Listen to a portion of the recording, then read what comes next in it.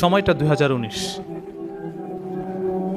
ফেসিবাদীর আমল, শেখ হাসিনার আমল। যাই হোক, এই 2019 এটা আমার জন্য একটা বিশেষ একটা সাল হিসাবে, কারণ আমি এই জুব্বা, এই টুপি মাথায় দেওয়ার কারণে সবচেয়ে প্রথম যে আঘাতটা পেয়েছি এই 2019 সাল। আমি আবার আমার ড্রাইভার একসাথে, আমাদের ড্রাইভার আমরা রওনা দিয়েছি আন্তর্জাতিক বিমানবন্দর। ওখানে আমাদের এক গেস্ট আছে, ওই গেস্টকে রিসিভ করার জন্য যাইতেছিলাম। ভোর 4টা আমি এবং ড্রাইভার সাহেব নামলাম, নামাজ আদায় করলাম। তো ড্রাইভার বলতেছে যে আমরা বিমানবন্দরে গিয়েই সকালের নাস্তাটা খেয়ে নেব। ঠিক আছে, সমস্যা নেই। গাড়িতে উঠলাম, গাড়ি চলতেছে, এই ধরেন 6-7টা বাজে উপস্থিত হয়ে গেলাম। একটু জ্যাম ছিল তো, লেট হয়েছে। তো আমার শরীরে ছিল টোটালি সাদা জুব্বা, মানে এমনিতে তো পাঞ্জাবি পরতাম, মাদানি পাঞ্জাবিগুলো, ওদিন জুব্বা পরছিলাম। তো গাড়ি থেকে নামার পরেই 2-3 লোক ফলো করতেছে, বিশেষ করে আমাকে। আমি তো আর বুঝি নাই, এটা ড্রাইভার বুঝতে পারছে। এক পর্যায়ে ড্রাইভারকে আড়ালে ডেকে নিয়ে জিজ্ঞেস করতেছে, হুজুরকে কোথা থেকে নিয়ে আসলা, হুজুরকে কোথা থেকে নিয়ে আসলা? তো বলতেছে যে হুজুর আমার পরিচিত। ড্রাইভার বলতেছে হুজুর আমার পরিচিত। পরিচিত নাকি তোমার প্যাসেঞ্জার দেখে তুমি এটা বলতেছো? বলতেছে না না না না, হুজুর পরিচিত, আমার গাড়ি চলাচল করে, হুজুর পরিচিত। তো বলতেছে যে এসব লোক নিয়ে চলাফেরা করবা, বিপদে পড়লে পরে কাদের দোষ দিবা? ড্রাইভার তৎক্ষণাৎ এসে, আমি তখন নাস্তা করতেছিলাম, আমাকে বলতেছে হুজুর এই একটা কথা, যে আপনাকে নিয়ে এসছে, আপনাকে ইন্ডিকেট করলো সরাসরি, আপনার দিকে ফোকাস তাদের, আপনার চলাফেরা গতিনীতি তারা দেখতেছে। আমি বললাম যে দেখেন, সময়টা এরকম 2019 সাল, তো সময়টা এরকম যে আলেমদেরকে বিভিন্নভাবে ধরতেছে, বিভিন্ন কেসে ঝামেলায়। দেখেন যত তাড়াতাড়ি সম্ভব এখান থেকে বের হয়। তখন বলতেছে যে ড্রাইভার সম্ভব না, তো গেস্ট আসতে আসতে ওই 2 নাম্বার টার্মিনাল দিয়ে আসবে, অনেক লেট হবে। আমি বললাম আচ্ছা ঠিক আছে, আমি এখানে আছি, বের হবো না, যান। তো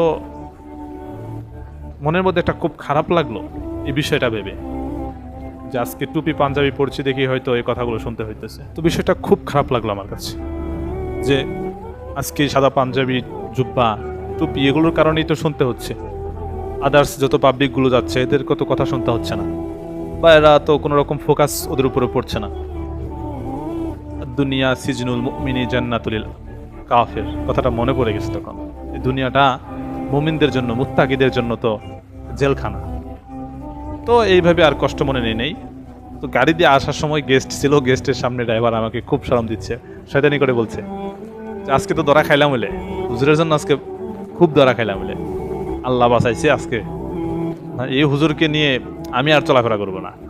ড্রাইভার মস্করা করতেছিল। আমি তো ড্রাইভারকে বললাম যে হ্যাঁ, আপনি আর চলাফেরা করেন না, আপনি যদি ওই মনে করেন যে হুজুর ছাড়া চলতে পারেন, চলেন, সমস্যা নেই। সে বুঝতে পারছে কথার মিনিং, হুজুর ছাড়া চলবে কিভাবে, মরলেও তো হুজুরকে প্রয়োজন। আমি এটাই বলতে চাচ্ছি ভাই, যে আলেমদের সোহবত থাকো, আলেমদের সাথে সাথে থাকো। আলেমরা সাময়িক কারণে একটু বিব্রতকর পরিস্থিতিতে পড়ে যায়, যেরকমই যে এখন একটা সময় 2025 মানে 2025 সন, এই সময়ে আলেমরা ক্ষমতার জন্য কাজ করে যাচ্ছে। ফেসিবাদী উগ্র চলে গিয়েছে, আলেমরা মুক্তি পেয়েছে জেলখানা থেকে। অনেক আলেম রয়েছে জেলের ভিতরে, আমাদের ফিকির, চিন্তা ভাবনা, দোয়া, তারা ওখান থেকে বের হয়ে আসুক। তো কথা এটা হচ্ছে যে আলেমদের সহবত থাকো, আলেমদের সাথে সাথে থাকো, আলেমদের মহব্বতে থাকো। আল্লাহ রাসূল সাল্লাল্লাহু আলাইহি ওয়াসাল্লামের বহু নজির রয়েছে। খুদ আবু হুরায়রা রাদিয়াল্লাহু তাআলা আনহু, উনি হাদিস মনে রাখতে পারতেন না। আল্লাহ রাসূল সাল্লাল্লাহু আলাইহি ওয়াসাল্লাম তার চাদর উপর হাত বুলিয়ে তার গায়ে দিয়ে দিলেন, এটা জড়ায় রাখো। এরপর থেকে উনি হাদিস মনে রাখতে পারেন। আল্লাহ তাআলা পবিত্র কোরআনেও খুদ বলেছেন, ইন্নামা ইয়াখশাল্লাহা মিন ইবাদিহিল উলামা, যে দুনিয়ার জমিনের মধ্যে আলেমরাই সবচেয়ে বেশি আমাকে ভয় পারে, আমাকে ভয় করে। তো এদের সহবতে থাকো, এদের সহবতে থাকো, তোমরাও আল্লাহকে ভয় করবা, তোমরাও গুনাহ থেকে মুক্ত থাকতে পারবা। মনের মধ্যে থেকে অহংকার ঝেড়ে ফেলে দাও, অহংকার রাখার কোনো দরকার নেই। অহংকার পতনের মূল একটা বাক্যই আছে। আমার কাছে যদি হাদিসগুলো মনে হয় যে অহংকার ছাড়তে বলা হয়েছে, অহংকার থেকে মুক্ত থাকতে বলা হয়েছে, তাহলে বাংলা প্রবাদটা নিয়ে নাও, অহংকার যে পতনের মূল। অহংকার ছেড়ে দাও, আলেমদের সান্নিধ্যে থাকো, আলেমদের সহবতে থাকো। অহরহ প্রমাণ রয়েছে। কাবা শরীফের চতুর্দিকে আল্লাহ রাসূল সাল্লাল্লাহু আলাইহি ওয়াসাল্লাম তাওয়াফ করতেছিল, কাফের একটা দাঁড়িয়েছিল দূরে। কাফের চিন্তা করতেছে যখনই সুযোগ পাবো আল্লাহ রাসূল সাল্লাল্লাহু আলাইহি ওয়াসাল্লামকে আঘাত করবো তরোয়াল দিয়ে। আল্লাহ রাসূল সাল্লাল্লাহু আলাইহি ওয়াসাল্লাম তার কাছে গিয়ে তার বুকে হাত দিয়ে বলতেছে, কি কিছু ভাবতেছো, কিছু ফিকির করতেছো? তখন সে বলতেছে যে আমার চোখে যে নাজর তো ইলাইয়া, আমি দেখেছি আমার নিকট যে লা আবগদু, আপনি আমার কাছে ঘৃণ্যতম, যে আবগদু ইলাইয়া, আমার কাছে আপনি ঘৃণ্যতম একটা ব্যক্তি ছিলেন। কিন্তু পক্ষান্তরে যে আহাব্বুক ওহেব্বুকা ওহেব্বুকা ইলাইয়া, এখন আপনি আমার নিকট খুব খুব ভালোবাসার একজন লোক হয়ে গেছেন। এই যে একটু বুকে হাত বুলিয়ে দিলেন, বাস।